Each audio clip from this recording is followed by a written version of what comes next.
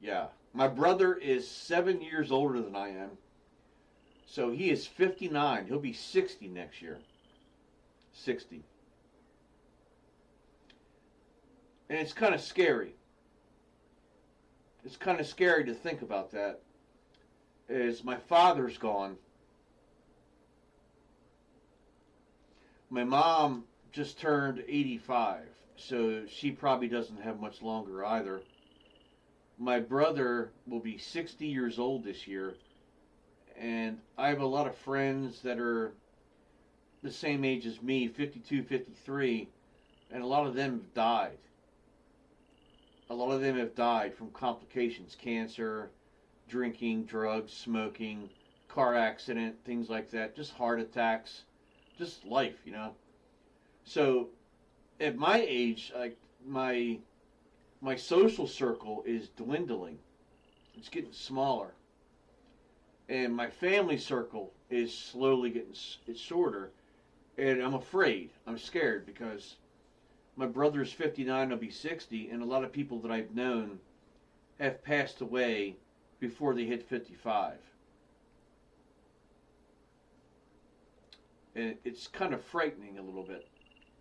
Um, I don't know what your ages are, but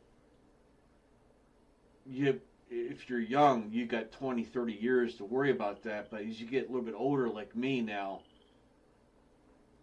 you start seeing that and you start wondering, like, how much time do you have left? How much time do I have left? How much time does my brother have left? How much time does my mom have left? My mom's probably a year or two. My brother maybe 5 years. You know, and there'll be nobody left. At some point, it'll just be me. My father will be gone, my mother will be gone, my brother will be gone, and it'll just be me. Now, I do have kids. I have 2 daughters and several grandchildren. And by several, I mean 5. They're both in their early 30s. But as people grow, they have families of their own. You don't see them very often. I see my kids probably 3 or 4 times a month. 3 or 4 times a month. And that's gotten shorter. So as they get older and I get older, you see them less and less because they have lives of their own. And that's what everybody has to look forward to. It happens, whether you could try to control it or not. They've got lives. They have husbands, they have kids, they have jobs, they have to deal with schools, things like that. So they don't have a lot of time unless you go see them. And I don't like to go out very often. You know, I don't like to go out very often.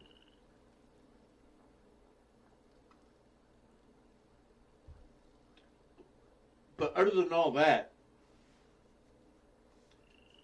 growing up was different back then. And I feel like I'm lucky as shit that I grew up in the 80s. Now, I know I was 7 years old when the 80s started. Um, so I feel so fucking lucky that I was a kid and a teenager in the 80s because the 80s had the best music. The greatest fucking music I have ever heard in my life. The 90s changed all of it. The 80s was a lot of pop and rock, and the 90s ended up being grunge and alternative, rap, stuff like that, early rap. Now, there was some rap in the 80s, but it was different. It was like Vanilla Ice was probably the 90s.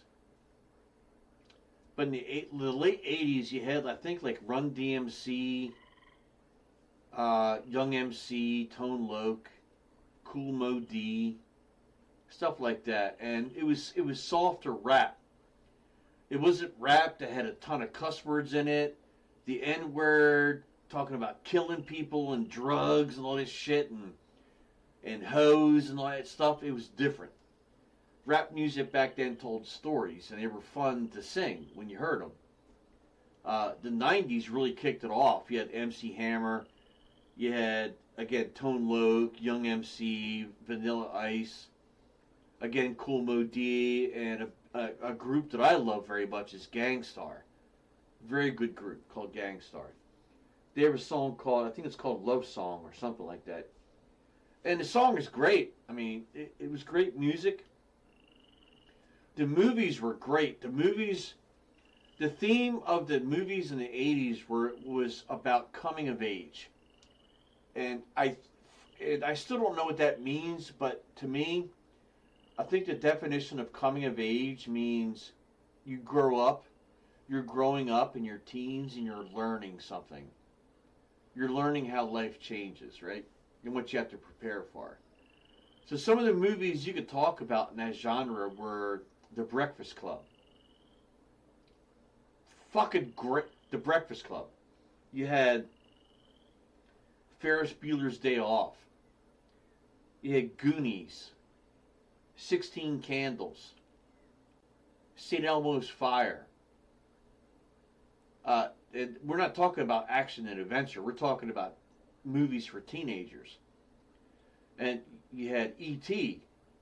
You had Close Encounters of the Third Kind. You had Star Wars. You had Raiders of the Lost Ark. Or Indiana Jones, whatever you want to call it.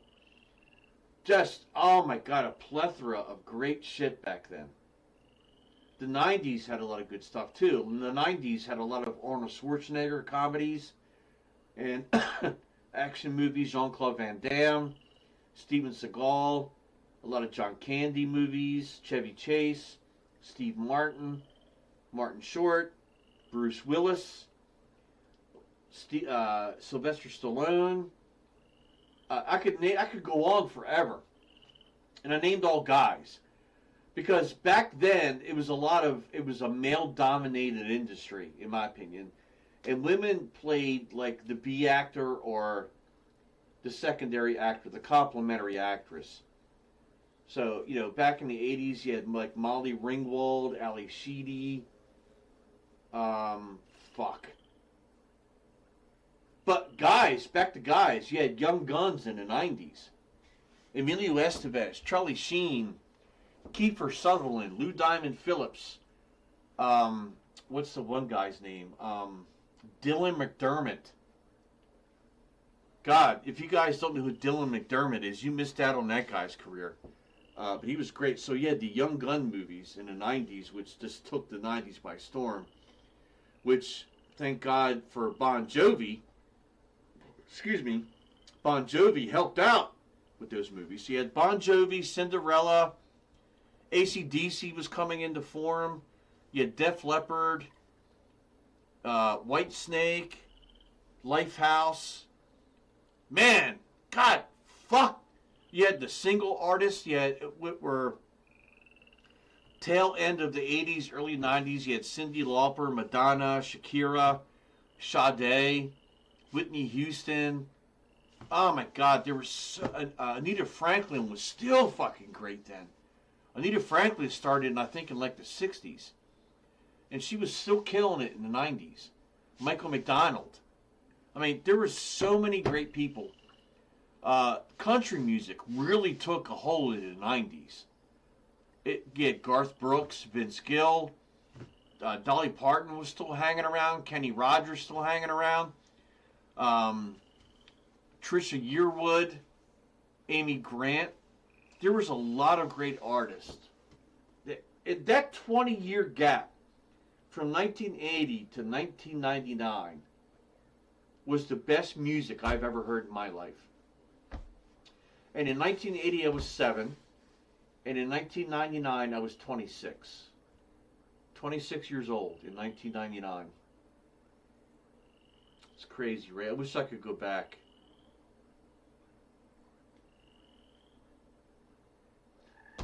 I really wish I could go back. And you'll think about that when you get older, because I'm sure as your generations are, whatever generation you're in, as you're now in your 20s, 30s, 40s, and you move it to your 50s and 60s, you're going to look back to your childhood, and you're going to say, man, I miss that. I wish I could go back and do it all over again. And I'm there with you, man. I am there with you. I totally wish I could go back and do it all over again. But music and movies back then, just some of the greatest shit.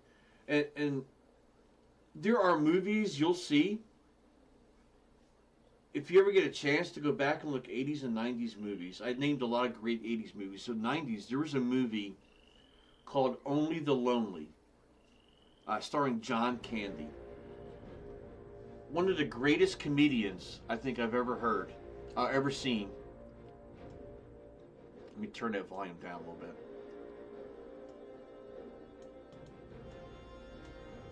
It's from the game.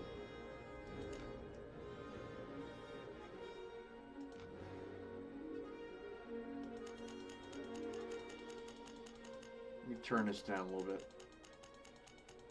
There we go. I still like the music in the background.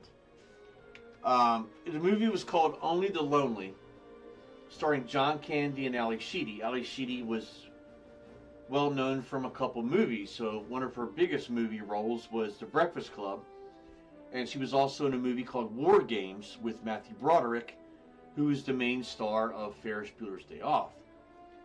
But Only the Lonely was not a comedy. It had funny stuff in it, but it was about John Candy finding the right woman in his life, and ended up being Ali Sheedy. And I love that movie. I think it's his best movie he's ever done. That's non-comedy. It's the greatest thing. His best comedy is Planes, Trains, and Automobiles. But, yeah, Only the Lonely was just a great movie, and it's not on any streaming service that I have a subscription to, and I would love to watch it again. A lot of great actors and actresses in that movie. I miss those days. I miss those days a lot. Those movies were great because the thing was to literally either A, you had three things that you went to. Well, let's say four. I'm going to lie. Four. In the early 90s to mid 90s to almost the late 90s, there's four places you would find kids at. One would be an arcade. Video games. Arcade. But not at home. You had to go someplace and put quarters in and play arcade games. The second would be the movie theater. Movie theaters on the weekends were the bomb. They're bomb, man. They were fucking just overflowing. The third would be like a record store. So in the late 80s, early 90s, we were slowly transitioning from cassette tapes to CDs. We had CDs all the way up until the early 2000s, mid 2010s, right? Like 2005 or whatever. And then everything went digital. But we had cassette tapes we had to put into a slot in our car. And then we had CD discs. Before cassette tapes, we had what was called 8-tracks. They were the size of a piece of bread. They were big and they were thick. They were almost an inch thick. They were huge. They didn't go all the way in. They only went halfway in. And it was tape. It was tape. So they only lasted so long. Same thing with cassette tapes. They were about this wide, this thin, but they had tape. And that tape would get worn out over time as you played them. But so third would be record stores. So you had records, cassette tapes, CDs, 8-tracks. And the fourth would be parking lots. Parking lots, yep. In nearby towns, man. People had their cars, and they would just ride around the parking lot for hours on a Friday night, Saturday night. 3-4 hours a night, just riding around in your car in a circle, just cruising around. And that was a lot of fun, man. That was good stuff.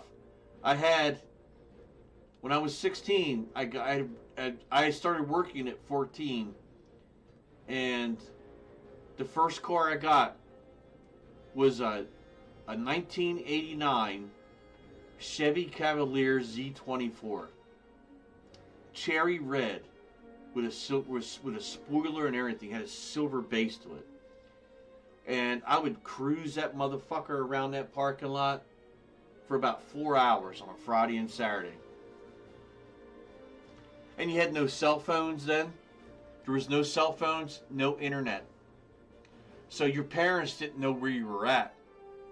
And they worried like fuck all night long until you got home. And they'd beat your ass for not picking up a payphone. Yep. So the only way we could call somebody back then is you had a house phone, a rotary phone, or a push button phone. Or you had to go to a payphone in town and call home. Hey, this is your son. This is Tom. I'm still at the parking lot. I'll probably be home in about an hour and a half. Love you. Bye.